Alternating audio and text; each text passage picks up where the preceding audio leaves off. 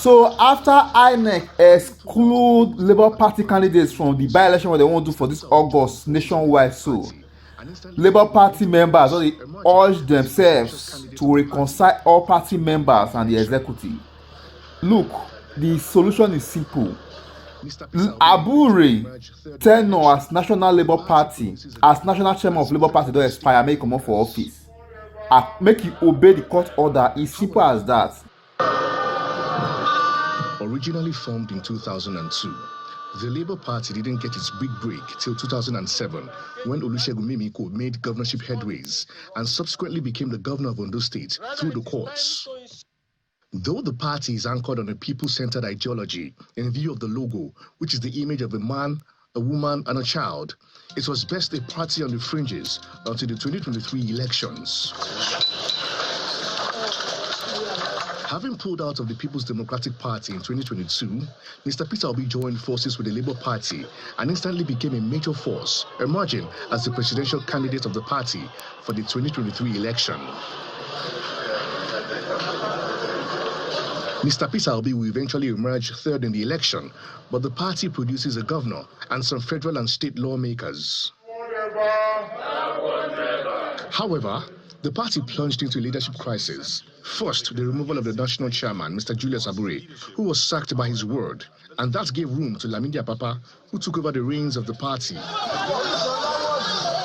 The Nigeria Labour Congress, who is claiming custody of the party, also kicked against the leadership of Mr. Abure. Eventually, some of the leaders of the party settled for former Finance Minister, Mrs. Nnamdi Usman, as the national chairman of the party. However, this has not settled the crisis in the party. Today, I'm a Labour Party member, and I remain in Labour Party. But we have all agreed to work in coalition for 2027 election.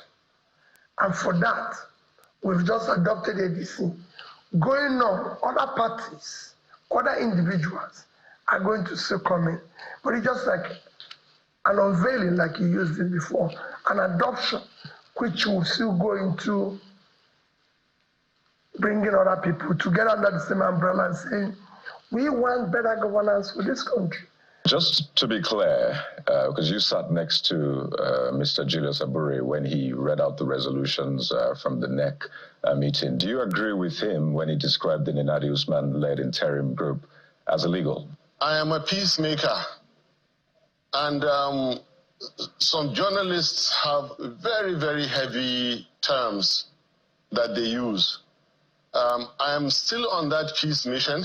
So if I adopt, even if you answer the question you want me to answer it, you are making me to clean out all the efforts I've been on.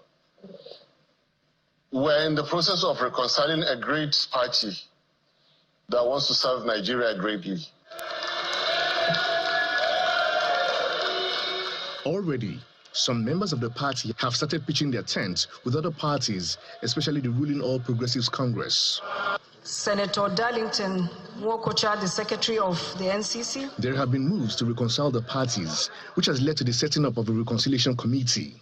We did very well, and I could only have imagined that we still could do that solo-wise in 2027 if we don't have all these differences. But at best, to put an icing on the cake, would have been merge the Labour Party to collaborate with another party from the north, because the results from the 2023 election actually had Labour Party winning the whole of South.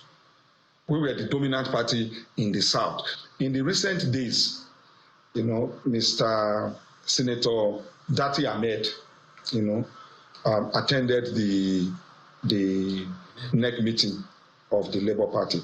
It's a welcome development. There have been legal battles for the soul of the party, and the judgment of the Supreme Court emphasized that matters relating to party leadership are internal affairs over which the judiciary has no jurisdiction. The legal implication is that Supreme Court failed to make a definite and unambiguous order. Because we have seen in various issues where court will give judgment, and the judgment is not clear. Which particular one does INEC recognize? That's where I now said the legal implication. Nevertheless, two leaders are laying claim to the chairmanship of the party, despite leaving the door open for reconciliation. I've said it very clearly that I'm ready to make peace. Political party politics is about compromises. It's also about conflict. It's also about resolution of conflict. And your capacity and your ability to resolve conflict, accept people who have offended you, forgive them, looking at the bigger picture of winning and making the party a ruling party in the country, and ultimately enthroning a leadership in the country that will drive the process of growth and development of the party is key. Right from the beginning, when I was appointed as the national chairman, I made it public that I wanted us to come back together, work as a team. There is no victor, no vanquish. Let's come together, put our house in order, because together we'll win, but divided, certainly will fall. So I just want to also call on not just Mr. Abure, any other person who feels aggrieved, that please let us come sit together, talk. Congresses will soon start. If there's any position anybody is interested in, they can contest for it. The leaders of the party are optimistic that these issues will be resolved on time ahead of the 2027 general elections.